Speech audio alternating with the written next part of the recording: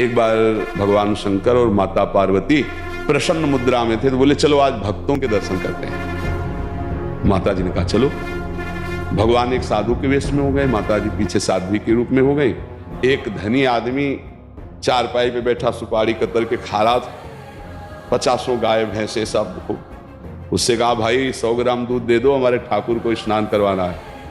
बिगड़ गया, जाने क्या क्या अशुद्ध शब्द बोल गए। पार्वती जी एकदम रुद्र दृष्टि में, हम दर्शन कराने आए भक्त के। पहले धूप का कष्ट सह ले तो छाया का सुख मिलता है, पहले अभक्त के दर्शन करो तब तुम्हें भक्त के दर्शन कराएंगे। हटे भगवान शिव और कहा हे भगवान श्री हरि, इसके पास जितनी संपत्ति है इससे और 100 गुना इसकी बढ़ जाए। माता जी ने ऑर्डर दानी तो कहते ही, उसने 100 ग्राम दूध नहीं दिया, गाली दी ऊपर से।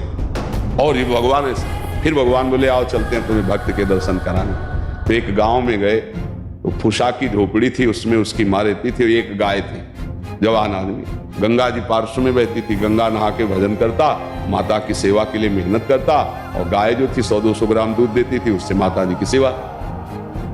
भगवान शिव गए, भैया ठाकुर जी की सेवा के लिए 100 ग्राम दूध, तो थोड़ा दूध देती थी, पूरा दूध रख दिया, खाओ आप ऐसे। पाया और थोड़ी देर भगवत चर्चा की, चल दिए और कहा हे भगवान इसकी गैया और मैया दोनों ले लो। अंबा जी को अब नहीं रहा गया, बोले जो 100 ग्राम दूध ले दिया उसको 100 गुना संपत्ति दे दी। ये हिसाब भाई समझ में नहीं आया। और जिसने जितना था उतना दे दिया, गरीब आदमी, तो उसके दूध की जो वृत्ति आती थी वो गैया, और बात करने के लिए थी मैया, दोनों आप ऐसा बोले। यही तो समझ ठीक नहीं, समझो अभी इसका कुछ समय गैया और मैया में जाता है, अब ये अखंड भजन करके परमात्मा प्राप्ति करेगा।